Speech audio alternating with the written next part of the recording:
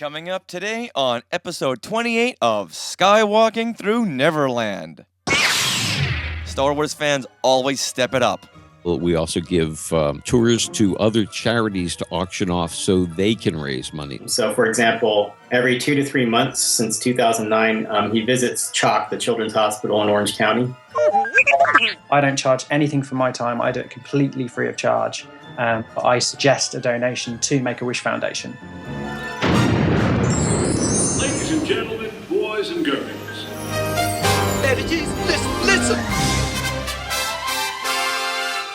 A billion years in the making. Up to Neverland! What do you know? You'll laugh, you'll cry, you'll kiss $3 goodbye. Hey, Skywalkers, and welcome back to Skywalking through Neverland. This is Richard, and over here is my sweetie wife, Sarah. Hi, everyone, also known as Jedi Tink. And we are coming to you the week of April 28th, 2014. In today's show, we're going to highlight an ongoing theme that we've noticed among fans, and that is their incredible charity work. So we've pulled interviews from our past shows, and we're going to replay clips where people like Steve Sansweet, Obi-Shawn Kenobi, R2 builder Victor Franco, and Simon Wilkie talk about how they further their love for Star Wars to help those in need.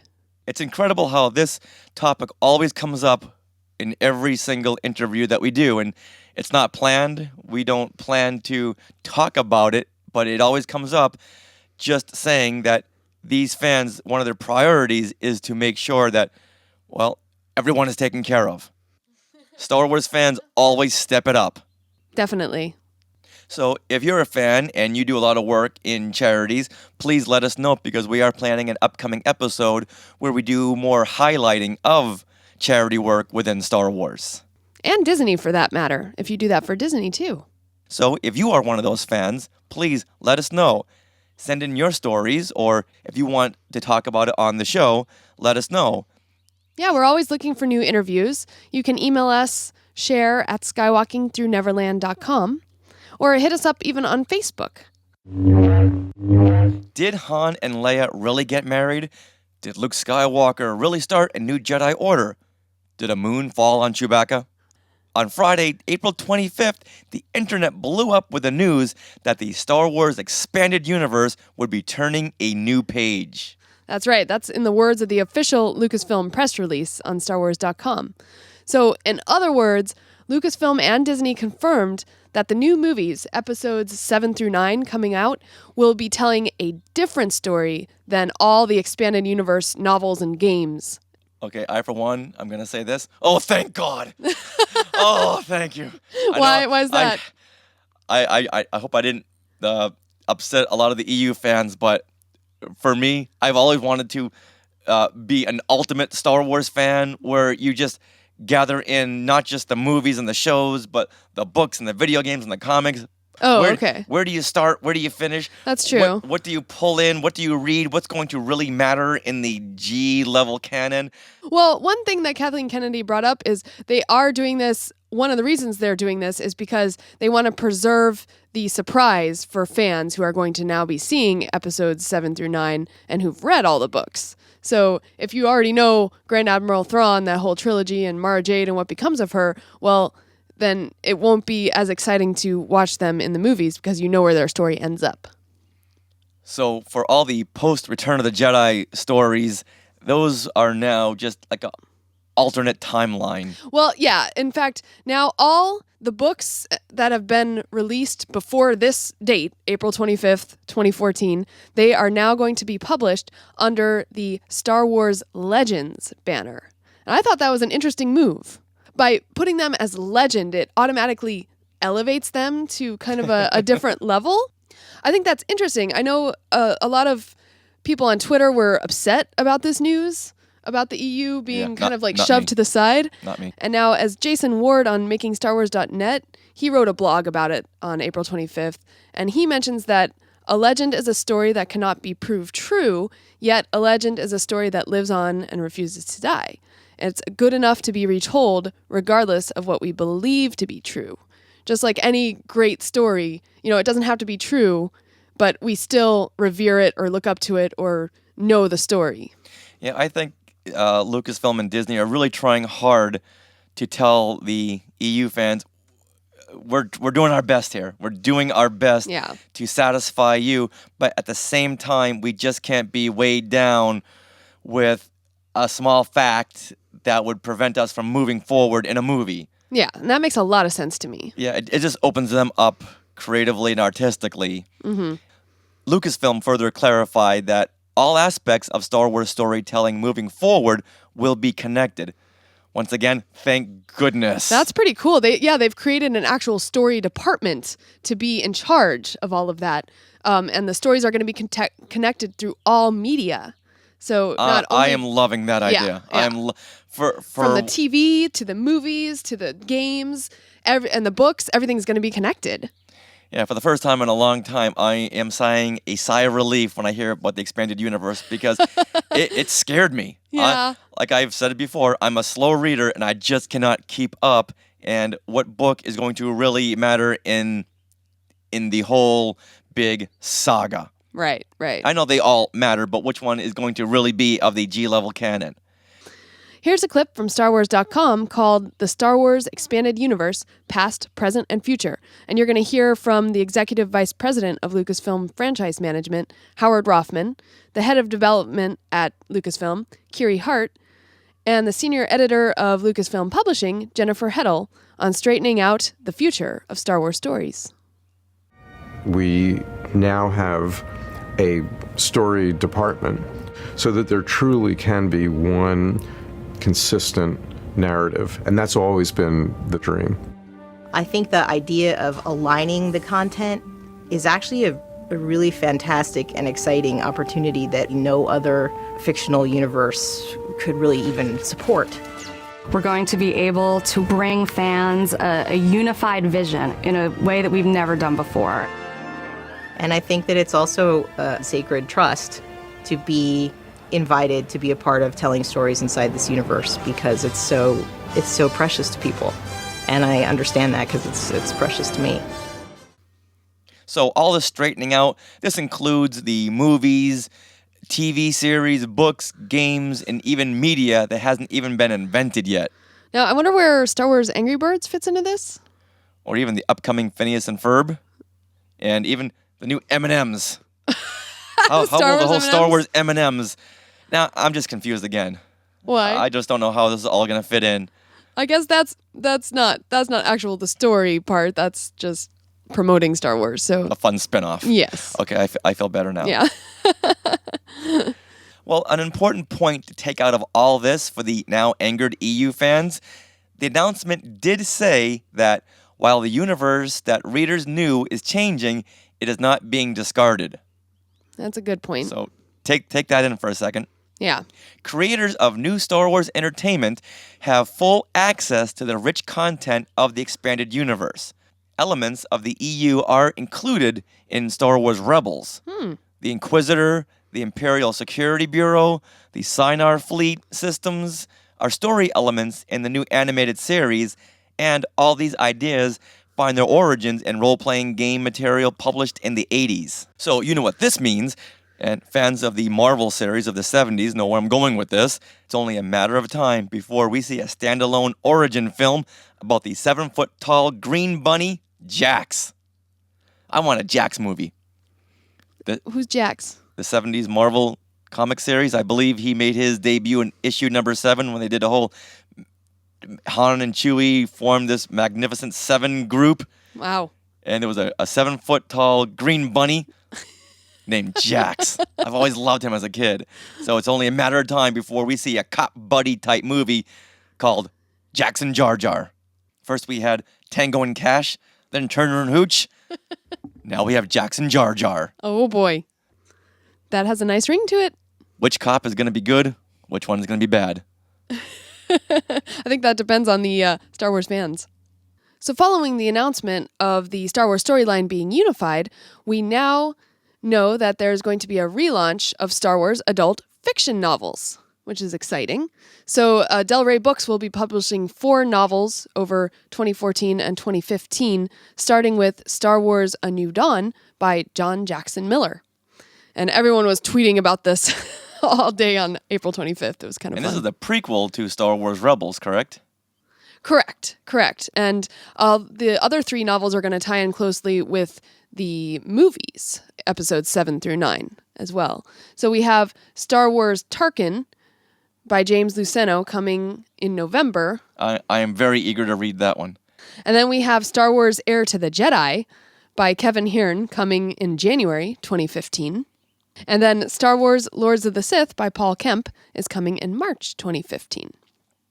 Oh, and just so you know, Star Wars A New Dawn will be coming out September 2nd, 2014, most likely to coincide with the Star Wars Rebels TV series. So that kind of gives you a clue of when the TV series is going to come out, hopefully. Okay, I'm going to need to get these on audiobooks. Yeah. There's no way. Well, what's nice is they're coming out in hardcover and ebook right away. So that's great. Yeah. I need audiobook because I'm still reading Kenobi. And that came out last August. You do need an audiobook. I don't know. It doesn't say anything about that. That would be cool, though. Well, so this is exciting news. So we've got a new story group at Lucasfilm, and we've got new novels coming out. So people who like to read, like me. Actually, I am starting to read through all the expanded universe novels that I feel like are in one timeline. And I'm going to read through all of those before I tackle these new ones. Heir to the Empire should be grandfathered into the G-level canon. Well, yeah, but it's right after the storyline. I know. Return of the Jedi. I know, but it was such a great novel, and it really kicked off the whole expanded universe. It did. For me reading it, I was like opening my eyes to, oh my gosh, Star Wars stories continue after the movies. It was so cool. And I know Splinter of the Mind's Eye and the Han Solo books and the Lando books. Han Solo trilogy they was really awesome. kicked off expanded universe. But it was the Thrawn novels that really took it and ran with it. And it woke Star Wars up. Yes. Yeah, it was like a sleeping giant. And it's just been going ever since. I was in hibernation, and that kind of gave it a poke. So I think that should be grandfathered in. I think so too. I know it would ruin everything we just talked about. It's true. Well, now it's considered Star Wars legend. All right. I'm happy with that. See? And once again,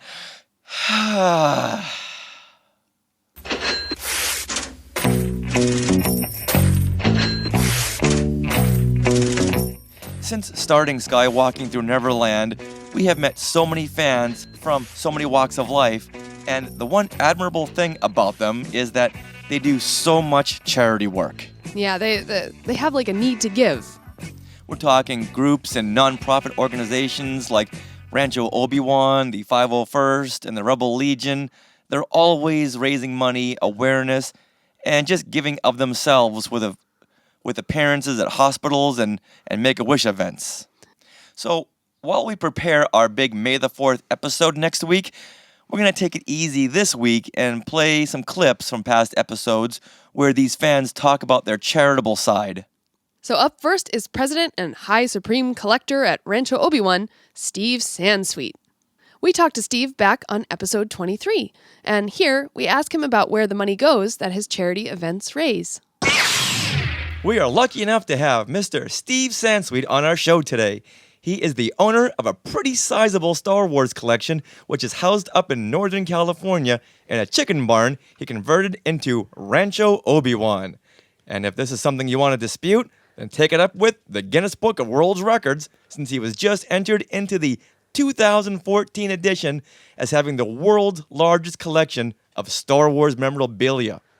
Wow, amazing. And Steve, you also hit it big last week when you were the $2,000 Jeopardy answer.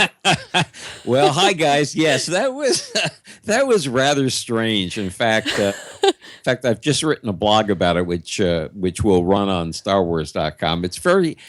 It's to be famous for something you had nothing to do with, at least directly, is a little weird. But yeah, I sitting here at my computer and get an email from my nephew and says, "Hey, Unc, you were just an answer on Jeopardy." And I was like, what? Yeah, that's pretty funny. Pretty funny. Well, first the Guinness Book of World Records, then Jeopardy. What's next? They were tied together since the category was Guinness Records 2014. So, perfect. But it was the double Jeopardy, and it was the highest point value. So, yeah, I felt good about that. And for any of those listeners who was not fortunate enough to see this, the answer was Steve Sansweet, owner of a 300,000 item Star Wars collection, got a job at this company, now part of Disney. Answer or question? What is Lucasfilm? What is Lucasfilm? If he had said, what is Lucasfilms, like so many people do, he probably would have been declared wrong because he mispronounced some actress's last name and it was declared wrong. Ooh. Yeah. Well, because of you, that gentleman just got $2,000. Right. And then he zeroed out the next day and left the show after winning 11 straight shows. Oh, wow. Well, we'll just focus on the good part then. Okay. Now, you recently put up a bunch of your duplicate collectibles on eBay and your Rancho Obi-Thon to raise money to support Rancho Obi-Wan. How is that going? Well, we actually did two. We started the Rancho Obi-Thon, which was a 1 week eBay auction of things that had been donated to us, mainly by good friends who are artists and either prints or original art. A nice piece from Gentle Giant. And then we also started at the same time something that is continuing called Rancho Obi-Wan dupe deals. And this is, in fact, duplicates of things that I mostly accidentally bought two of. And I got half a barn full of that stuff over all of these years. And so Guilty. That continues. So under the Rancho Obi-Wan charity store, we've got a lot of things listed, buy it now, and bidding, and that will continue indefinitely. Great. So the Rancho Obi-Thon did very well, and we're still sort of totaling up all of that, but well over $15,000 was raised in that 1 week auction, and we are thrilled with that. And our plan is to continue doing that twice a year. Once a year would be our big annual fundraising gala. Last year, the theme was the World Record Night. And we've already announced hold the date for September 20th for this year's in-person gala, and then in the springtime we will have the Rancho Obi-Thon. So, it takes a lot of money to keep a nonprofit running, and these are a couple of ways that we can do that. What the money we raise goes for is for professional expenses, for security, for utilities, which is when you light a 9,000 square foot museum and either cool it or heat it, the bills are shocking. And we also use it as part of our community outreach program to help us fund tours for school kids and classes. And we also give tours to other charities to auction off so they can raise money. So there are lots of parts to that. Maintenance. We're in the process of adding a 900 square foot room that was in a falling down back barn that literally the barn would have collapse in another year or two, and we're fixing up the roof on that. So believe me, there are many more things that to spend money on than we have the money to spend, but it's all good, and we always appreciate help from fellow fans and from licensees and others.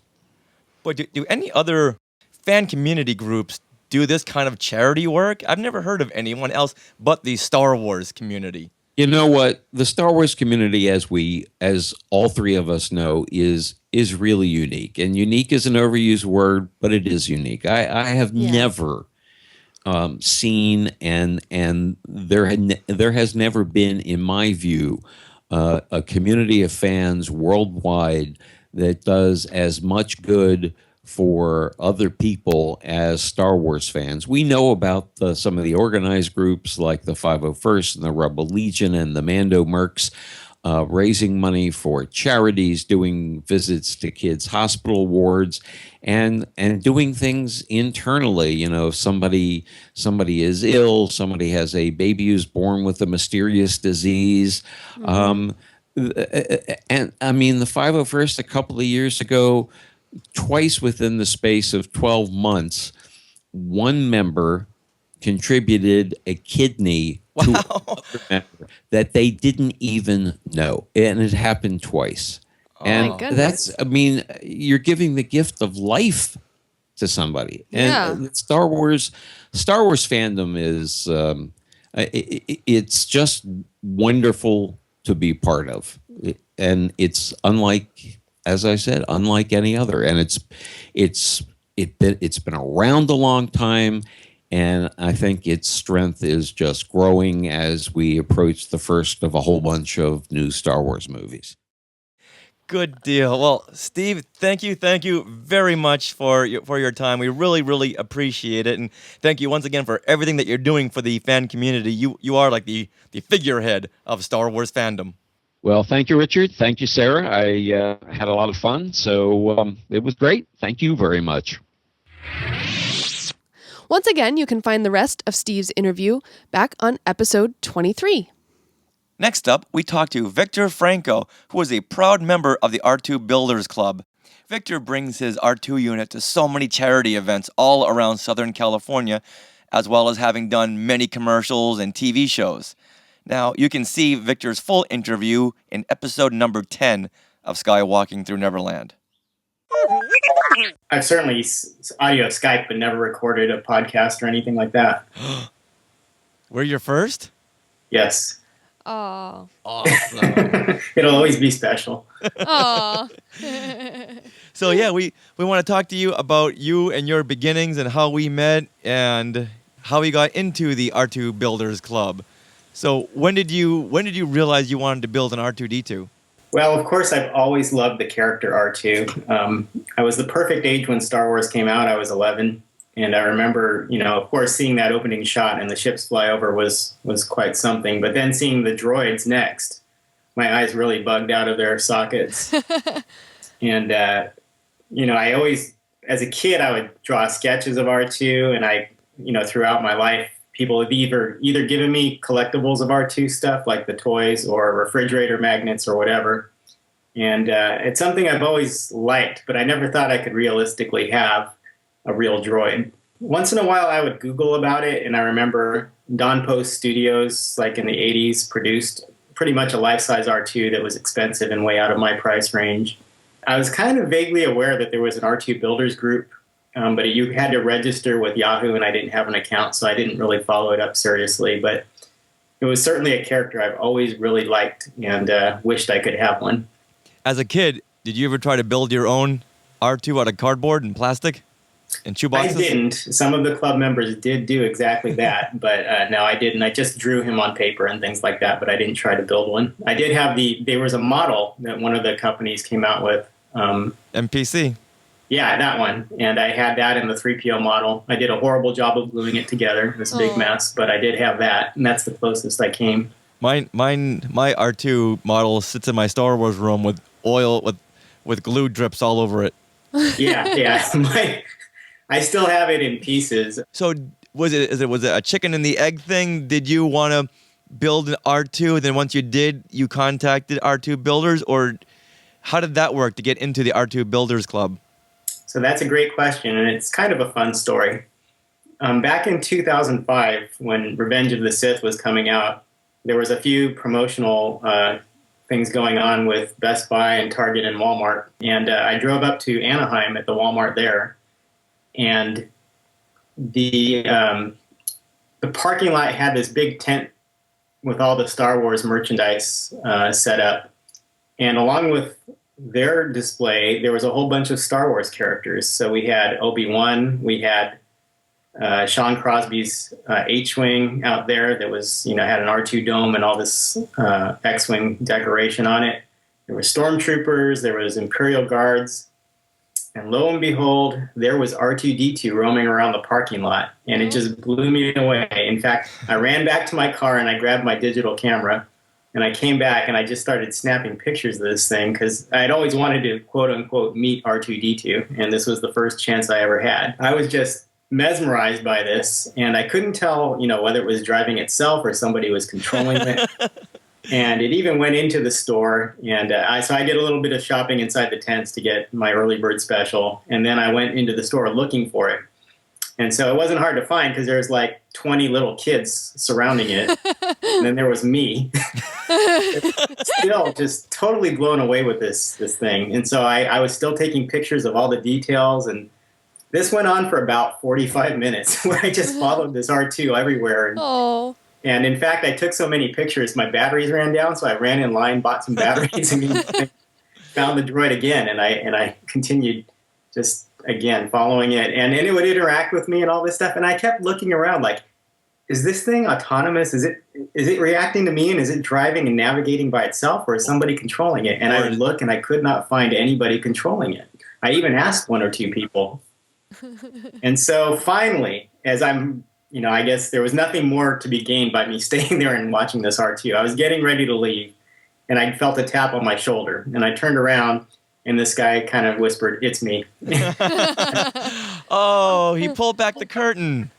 Well, he pitied me. He knew I was just dying to know more about it. So after the first 45 minutes, I spent another 45 minutes asking this gentleman, who turned out to be my friend now, Mike Senna. So Mike he's an incredibly talented builder. Mike built R2. He has since built Wall-E, the Pixar robot. Wow. He actually has 2 R2 units and 2 Wall-Es. And he's done a whole bunch of other amazing things. So I peppered Mike with a million questions about R2. And that's how I found out about the club. So he told me there's an R2 Builders Club. It's free to join. There's free blueprints. People help each other out on the internet. I found out, and I joined, I think, either the same day or the next day. I think I joined the same day. And I wasn't sure I would build one, but I sure wanted to know a lot more about the club. So that's how I ended up joining the club. What kind of events have you brought your droids to? And what was the reaction? Oh, man. So I've done about 170 events over these 6 years or so. And the reaction is always delight. The little kids react in various ways. Sometimes they like to physically interact with him, which means pulling on him, kicking him, things like that, which is always a little tough to handle. But everybody smiles. I call him the ambassador of happiness. Oh. And of the 170 events, the vast majority of those are charitable appearances. So, for example, every 2 to 3 months since 2009, he visits CHOC, the Children's Hospital in Orange County, and visits kids room to room. And lately, Wally's been joining him. So we spend a couple hours out at the hospital visiting the sick children. And I've done stuff for Make-A-Wish and Autism Speaks, City of Hope, American Cancer Society, the Down Syndrome Society, all sorts of those guys. And of course, where I see you often is at the conventions. So all the local conventions, the Star Wars conventions, we're usually there. And then I've done some pretty fun high-profile stuff as well. So I've done some commercials for ESPN and Microsoft, and a TV shoot for Cupcake Wars on the Food Network. And those were with Lucasfilm's authorization. So the way the club works is usually we're not allowed to make money off of their intellectual property. However, if they authorize it, sometimes they'll contact us, or we'll ask them, hey, is this okay if I do this, and be compensated. If they okay it, then we're good to go. Nice. So in those 3 cases, they actually were looking for a droid to do those shoots, and I was available. So the other fun thing that I've done the last, 5 years now is I'm a huge Dodger fan, and I've brought R2 out to Dodger Stadium, and he's been on the field, and he's met some of the players, and done interviews on the scoreboard. It's really amazing. In fact, I remember, I think the first year I went, you were there too. He did the red carpet event for the Clone Wars movie. When they launched the show, they first did a movie in the theaters. So he was out at the Egyptian Theater in Hollywood. Well, that's quite a pedigree. What's that? That's quite a pedigree. Yeah. So he's done a couple red carpets. He's done Clone Wars movie, and he did a movie called Fanboys. He was at the red carpet for that, and I met some of the actors. Kristen Bell was one of them, and the director, and those are all really fun. But again, the charity stuff is also really rewarding, and I'm glad I get to do that. Has your R2 ever met the maker, George Lucas? Kind of. So at the Clone Wars red carpet event, George was there, and he's in a picture with my R2. Oh, wow. Oh. The funny thing is, I've been in the same place at the same time as he has been about 3 times, but I've never had a chance to actually talk to him. So I can't say I've met him, even though I've pretty much been next to him. So one day I hope to meet him, and I have a whole bunch of autographs on the inside of my droid, and I hope to have him autograph the droid one day.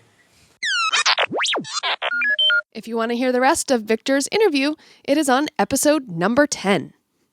Now, a few weeks ago, we spoke with Simon Wilkie, who was just hitting it big with the Star Wars version of the happy I Am From Tatooine video that was going viral. Wait a minute. Oh, song stuck in my head again. Oh, no. Now, of course, one of the aspects he hit on was the fact that he's a regional supporter for Make-A-Wish Foundation in the UK. Hit it, R2. My name, you know, is C-3PO. Now, you mentioned you loved C-3PO since you were 4 years old. Is that why you wanted to make the suit and embody the character? Yes, it's as simple as that. It really, he's always been something of a wonder to me. He's completely solid, yet he's emotional. You know, he conveys emotion so well for something so robotic and solid, and that is obviously due to a human being inside him, but on screen you don't see that. He is his own character. He is his own personality. He's the ultimate good guy, and he's incredibly lovable. So as a small child, I thought, yeah, he's great. And to see the costuming world make this available and to try and help others do the same is a great joy. It really is. Now, what kind of events do you wear your costume? I help out with Make-A-Wish Foundation in the UK, which is great. And I am a local regional supporter for that charity. And I only don the costume either for Lucasfilm directly or in aid of Make-A-Wish Foundation. So if somebody comes to me with a project which is suitable for 3PO, whether it be a video, whether it be a photo shoot of something of some description, if it fits his character and I'm happy with the project, then I'm more than willing to go along with it. I don't charge anything for my time. I do it completely free of charge. That's fantastic. I suggest a donation to Make-A-Wish Foundation for my time, so that a worthy charity gets a reward out of the work I love doing. Yeah, I even see on your website as 3PO that you are ingrained with Make-A-Wish, and that on your website you can even donate. Definitely. You can donate via Just Giving directly through that, or via text here in the UK. You can donate if you've enjoyed or have followed my progress around the world and enjoy my performance. Then you're more than welcome to give, and it's going to a worthy cause. Yeah, what is your website again? Mainly it's Facebook, but if you go to facebook.com/SW3PO, which is Simon Wilkie 3PO. Right. Okay. Now, this is something I brought up with Steven Sansweet when we talked to him a couple of weeks ago, that Star Wars fans are just so much into giving. And it's just phenomenal how much they do for other people and other charities. Yeah, I do. I certainly feel that when I'm in the world of fandom, I'm with other costumers. There's a rich heritage of really... We get the privilege of doing this for others, which is great fun, but to give to charity and to help each other do that is very rewarding as well. Yeah. Very fast, near the speed of light. You can leave in the morning and get home last night. You can hear the rest of Simon Wilkie's delightful interview on episode 25. Episode 12 was our look back into the year of 2013, and we had spoken to Sean Crosby, otherwise known as Obi-Shawn, who is a member of the Rebel Legion, which of course does many, many events for charity. We asked him about his high and low points of the year, and one particular event, a Relay for Life, really stuck out in his mind. So what were some of your high points in fandom for 2013? You know, I've had a few, and this is sort of, my personal kind of set of high points, of course. So just background on me, I do about 160 charity events a year as Obi-Wan Kenobi. I'm really focused on the costuming aspects of Star Wars and sharing that fandom with everybody. And so, some of the things for me, probably the biggest is that Star Wars Celebration is coming to Anaheim. And, it's here in Los Angeles. It's across the street from Disneyland, which is going to be terrific. And if Disney and Lucasfilm will pull together with Reed Entertainment to pull this show off, they could do some really tremendous things. We could conceivably get that Star Wars Day at Disneyland that we've been wanting for years. The planning on our side, because the Sunrider base, which is the local Rebel Legion base, and the Southern California Garrison, which are the 501st Imperial Garrison that are here, we're already planning stuff. And we're going to try to make it as cool a show as we can from a fan standpoint. And so, this big snowball has been pushed off the top of the Matterhorn. It's rolling down, it's collecting snow, it's getting bigger, and we all have to be ready for 2015. And so that announcement that they made in, what was it, June or July of this year, has pretty much colored every decision that we've been making for the rest of the year. Now, it does deprive my car group, the Road Squadron group of Star Wars cars, the opportunity to do a grand road trip again like we did for Celebration 6, because it's literally a 40-minute drive from my house to get there. So apparently you've never driven down the 5 in the afternoon. There's a road trip. Well, that's what surface streets are for. I mean, come on. I have a Star Wars car with laser guns. You don't think people get out of my way? But that's probably the highest point for me of my year. But there have been others on varying levels. Like I got called up on stage with Mark Hamill at the anniversary of Return of the Jedi this year at the Egyptian Theater, and that was kind of a fun thing. Wow. Some of the libraries that we do events for, they had the Star Wars exhibit where science meets imagination down here in Santa Ana, and that was probably the third time I'd been involved with that exhibit. And between helping those guys with that exhibit and helping the Rancho Cucamonga Library with their Star Wars events that we do every year, both of these organizations won the National Medal of Excellence in Libraries and Museums from the president. Wow. And so, us going down and doing Star Wars stuff and hanging out in costume and doing educational programs and making big days of it helped these guys win these prestigious medals. And, these things just sort of reinforce the power that we have as fans and the difference that we can make in our community, which is really cool. And, the way that we get to be with Lucasfilm and with Disney for some of their events, it's really kind of neat to be these people who are just like, wow, I love this so much that I'm building costumes and I'm doing whatever. And then to have the company, look at us as a group of people whose passion can then be, utilized. What would you consider the low point of fandom in 2013? Well, I'll start with one that's kind of a little bit of a high point and a low point for me, and then again, these are all kind of personal because my fandom is extremely personal. And so in terms of the entire group of the world fandom, I kind of take things closer to home.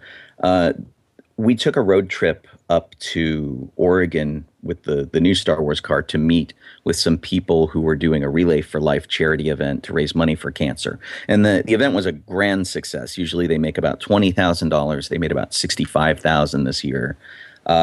We had my car on display with a whole bunch of other movie cars, and the 501st came down and the Rebel Legion came down. It was really great. And one of the primary forces behind this was a guy named Grant Krim, who is 18, and he's had cancer like 4 ways from Sunday so far, and he's only 18, but he organized this event. And his best friend was Natalie Hill. Now, Natalie was not a Star Wars fan, but she knew that she had pretty limited time with cancer, and very high on her bucket list was watch all 6 Star Wars movies, because she'd never seen them at all. And so she was a fan who had just come to the fold. She really loved them, thought everything was great. We went up there in costume. I took the Yoda puppet with me, and we took a bunch of pictures and stuff. And very sadly, the reason I think of her is today would have been her 18th birthday. Aww. And she passed away just a little while ago, about a month ago maybe, just shy of her 18th. Really unfortunate. But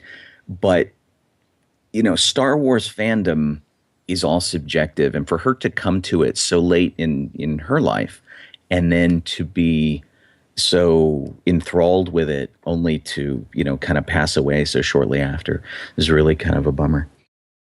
So once again, to catch Obi-Shawn's full interview, go to episode number 12. Before we get into our countdown portion of the podcast, we wanted to take a second and give a few shout-outs. But before that, we just wanted to thank everyone once again for sending in your birthday wishes for Margaret Carey. So just to remind the rest of you, Margaret Carey, who was the animation reference model for Tinkerbell, she turns the big 8-5 in May, and we're asking everyone to please send in a voice message that we're going to put on a CD and give to Margaret Carey on her birthday. Yeah, so we want to fill it up. So really, just send in all your birthday wishes and give her your own little brand of faith, trust, and pixie dust. She's going to love to hear this because she just loves her fans. Yeah, and I've made it really easy for you to send in voicemails. So right now on our Facebook page, Skywalking Through Neverland, the tab right next to the Like tab is called SpeakPipe, and it says Send Voicemail. Just click on that, and where it takes you to, that's where you can leave up to a 90-second voice message that you can then hear before you email into us. And you can just try it as many times as you like. Don't be shy, and we'll take your best take and give it to Margaret Carey. However, these messages must be in by Tuesday, May the 6th. Yes. And emails, if you want to just send her an email message, they've got to be into us by Friday, May the 9th in order to be included within the messages sent to Margaret Carey. So if you email us in a birthday wish, that email is share@skywalkingthroughneverland.com. And then to further the Margaret Carey update, she is now the official Skywalking Through Neverland fairy godmother. Aww. And what does that mean for you? She's here to solve all your life's problems. And answer any questions you may have. You can ask her questions as Margaret Carey or as Tinkerbell or advice that you need, and she will be happy to answer those questions. Or if you're just having a bad day and you need a pick-me-up, no one's going to pick you up like Margaret Carey. Oh. All 85 pounds of her. Yeah. So the same way that you send in your birthday wishes, you can also send in your voicemail to Margaret Carey through Facebook page and click the SpeakPipe tab that says Send Voicemail. So if you've never seen her at a convention or an appearance and you've always wanted to ask her a question, now's your time. Absolutely. So you can ask her questions about her career. You can ask her questions about anything. Or once again, if you just don't know what shoes go with what, ask her and she's going to tell you. Yeah, I can't wait to hear what answers she comes up with.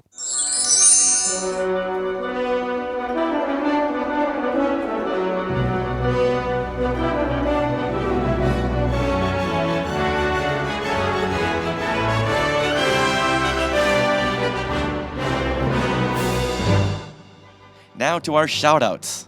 Absolutely. And shout-outs this week, we'll first start with Twitter. Now, Simon Wilkie, SW3PO on Twitter, and Sarah Cole, Old Zora on Twitter, have kind of taken it upon themselves to be ambassadors of our podcast on Twitter. Oh, thanks, guys. I know, it's so cute. They'll find people and they'll ask, "Hey, have you liked Skywalking Pod yet?" Or they'll tweet out, our various podcast episodes or retweet. So that's really cool. And Simon Wilkie, he's just so sweet. He actually tweeted back to me at one point that our work needs to be heard by as many fans as possible. You two are perfect ambassadors for Star Wars and Disney. Aw. I know. I was like, I was blushing. Yeah, thank you, Simon. Yeah. And this is not something we even asked them to do. They just took it upon themselves, which is just just fantastic. Yeah. So if you like, they're charming people on Twitter as well as Facebook, and you can also follow them. So at Old Zora on Twitter and at SW3PO on Twitter. Boy, Simon really is charitable. Absolutely. Now, our latest podcast, episode 27, Saving Mos Espa, we had a few comments on, and we'd like to give a shout out to those people. Jack Sparrow from the UK wrote in. Jack Sparrow? I know, that's where he ended up, I guess, the UK. He wrote in saying that Mark Dermal from Belgium, who organized the Save the Lars Homestead campaign, has published a very comprehensive book with all the locations, maps, and even GPS coordinates for the Star Wars locations in Tunisia.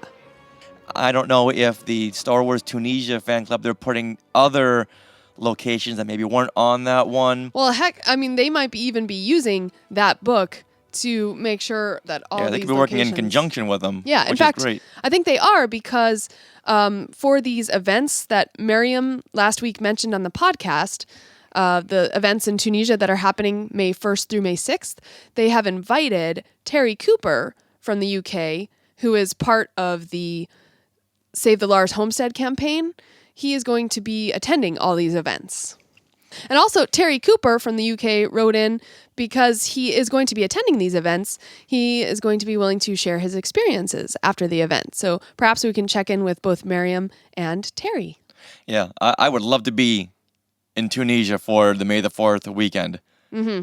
In Tunisia, it's Yeah. the Star Wars homeland. Yeah, so shout out to Terry and shout out to Jack Sparrow for giving us some comments and feedback on our latest episode. And other thanks to those who have written into Stitcher with their reviews. Thank you very much. Yeah, if you're listening to us on Stitcher or iTunes, it is so helpful that you review us, or even just on iTunes, just click that 5-star button or whatever stars you deserve, what you think we deserve.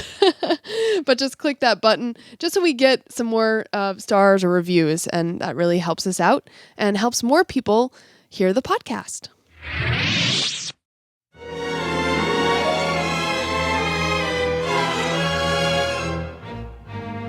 Right behind me. Almost there. Now let's move on to our countdown section, beginning with Star Wars weekends. And if you are planning on attending Star Wars weekends, you've got to contact Autumn Barnes. Yes, she is the official Skywalking Through Neverland travel specialist. And you can get in contact with her at mymickeyvacation.com. And basically, she is so helpful. I mean, we're actually going and we have a vacation booked with her. And whenever new events pop up, like Disney keeps on releasing these new these dinners. deals and deals and everything. And she keeps track of all that kind of stuff. Yeah, like when it happens so that we were able to get in. Like there was a special VIP experience viewing of the fireworks and dessert party that I guess sold out within 24 hours. And we got in on that because Autumn Barnes was keeping tabs on that information and saying, hey, do you want to go? And we were like, yes. And she booked it for us. So if you want in on those kind of deals, contact Autumn Barnes at mymickeyvacation.com. Speaking of Star Wars weekends, it starts May 16th, 2014. And what film came out on May 16th? That's right, Attack of the Clones. Yes. Okay, that's what I was going to say. Yes, I know you were. 12th anniversary. Yes. Well, as of April 28th, there are only 18 days until that time. It seems so weird to say a date in their teens. I know. Imagine when we can say there's 18 days until Star Wars Episode 7. Wow. I can't imagine that right now. No. So if you're planning on being out there, please let us know. We just heard that our good friend Chris Alexander, author of Star Wars Origami, will be out there signing autographs. And meeting and greeting fans and showing people how to make an origami Jedi Starfighter, lightsaber, Boba Fett. That's so cool. So we're going to definitely meet up with him. And I know Teresa Delgado and Trisha Barr from Fangirls Going Rogue are intending to be there that weekend. So we hope to meet up with them. Richard, we're not going to have time to go on any rides. We're going to be meeting up with all these people. Fair enough. Star Wars Celebration Anaheim 2015 is coming to a convention center near you. In less than a year. Now, when I say near you, I mean near Sarah. Near you, Sarah. Yes. And unfortunately, if you have to travel, believe me, it's going to be worth it. Absolutely. Yeah, it's right across the street from Disneyland. You can walk to either one. It's very exciting. This is going to be just the biggest celebration ever. Mm-hmm. And it's less than 1 year away, April 16th through 19th, 2015. Now, Richard, there's only 353 days. Only? Yeah. That's less than a year. I know. That's what I just said, right? Yeah, it is, but I just like reconfirming that. I know. It's so exciting. We're going to see all these people. Oh, I'm so excited. Then right around the corner from Star Wars Celebration Anaheim 2015 is Disney D23 Expo. Yes, that is happening August 14th through 16th, 2015. And tickets are not available for that yet. They will be available exactly a year ahead of time on August 14th of this year. There are only 473 days until the Disney D23 Expo. And they haven't really mentioned any news just yet about the convention. Nope. But in Disney news, Frozen has just crossed the 400 million mark at the box office since opening up in November. Wow, goodness. $400 million. So to date, if you're keeping track, it has grossed 1.3 billion with a B, billion dollars globally. Not a gazillion? Nope. Not a Google? Nope. I'd be interested to see when a movie crosses a Google. Well, you can go to Google at any point and put in the movie. But isn't a Google one with 100 zeros behind it? You know what? That was like a big fun fact that I knew in 6th grade. Yes. Google was just so funny to say. I know, it is funny. Yeah, now we say it on a daily basis and don't think twice about it. and once again, Frozen is the highest grossing animated film ever. Wow. I bet actually at WonderCon there was a huge number of Frozen cosplayers, I heard, and I saw pictures of. Yeah, lots of Elsas and Annas. Yes. And Frozen is the 6th Disney release to hit the $400 million mark just domestically. Wow. That's a lot of money for a movie to make. Yeah, let's see. It's a lot of money for a movie to make just being one movie, but 6 movies from Disney crossing the 400 million? You know what? I am no longer worried about Star Wars Episode 7. Not that I ever was. No. But Disney is going to do it right. Well, Disney's a marketing machine. I mean, they know how to do it. And actually news this week, Frozen merchandise is back in Disney stores. So all the parents who are paying like over $100 for an Elsa dress for their kid on eBay, well, they can now get it for just $65. Anyway, I thought that was interesting news. Every buck counts. Yes. Now, the moment we've been waiting for. Countdown to Star Wars Episode 7. Coming soon to a theater near you. We say soon, we mean December 18th, 2015. Yes. But we hit a milestone. It is now under 600 days. Yay! Just a mere 599 more days as of April 28th. Wow. I'm excited about that. Very, very close. Yeah. Now it seems even closer. One thing's for sure. We know we're going to see an AT-AT foot. Yeah. Or what we think is an AT-AT foot in the desert. All right. So we know R2 is going to be in it, the Millennium Falcon, and the bottom of an AT-AT foot. What I wonder is when the first the preview is going to come out. It's going to be this December. Yeah, that's what I think too. We're going to get our first teaser trailer. Mm-hmm. Now, how many times are we going to see it in the theaters on December 18th? Oh, Are we going to book like 3 tickets for that day or something? Well, the first time we see it, we're not going to even comprehend anything. No, we're not. That's what happened to me in episode 1. I was like, oh, pretty music. Oh, what's this singing? Oh, look at these beautiful costumes. I have no idea what's happening with the story, but oh my God, he has a double-bladed lightsaber. The second time, we'll get a couple of plot points. Yep. The third time, it's like, I didn't know this was happening. Or I didn't know that was happening. It wasn't really until the third time I saw Phantom Menace that I remembered Anakin going into his bedroom and waking 3PO up, and we saw that awesome first time ever fisheye lens viewpoint from C-3PO. Oh. It wasn't until the third time until I really comprehended that. Because the first 2 times I was just so jumping up and down. Yeah.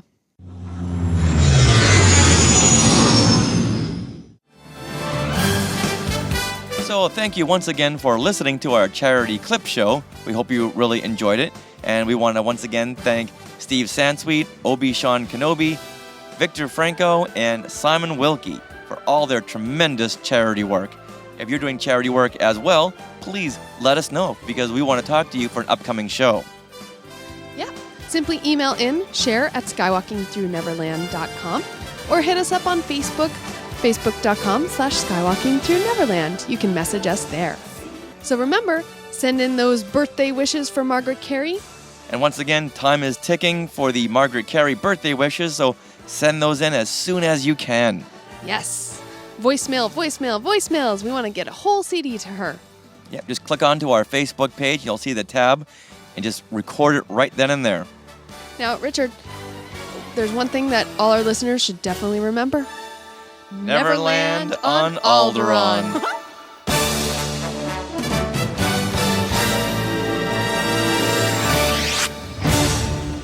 All right, time to go to work. Okay.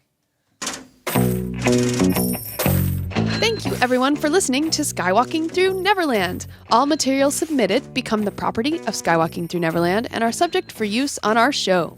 You can help support Skywalking Through Neverland by posting about us on Facebook, Twitter, or just telling another fanboy or girl. We would also really appreciate a 5-star review on iTunes. A link to our iTunes page can be found on skywalkingthroughneverland.com. This podcast was created and produced by Richard and Sarah Woloski. Segment producers are David Scale, Richard Woloski, and Sarah Woloski. Graphic design and website design by Sarah Woloski. Creative consultant, Mark Agushwitz. Technical advisor, Peter Heitman. Skywalking Through Neverland is not affiliated at all with Lucasfilm Limited, Disneyland Resorts, or the Walt Disney Company. All names, sounds, and related items of Star Wars and Disney are registered, trademarked, and copyright Lucasfilm Limited and the Walt Disney Company and their respective trademark and copyright holders. All rights reserved. Skywalking Through Neverland is intended for entertainment and information purposes only. Hopefully, we have entertained you. All original content of this podcast is the intellectual property of Hey Hey Entertainment, copyright 2014. All rights reserved. No part of this show may be repurposed, reproduced, redistributed, or rebroadcasted without the written permission of Hey Hey Entertainment. Sorry, all that had to be said. And remember, write that iTunes review. Goodbye. Live long and prosper. Wait, sorry. May the Force be with you. And cut. That's a wrap.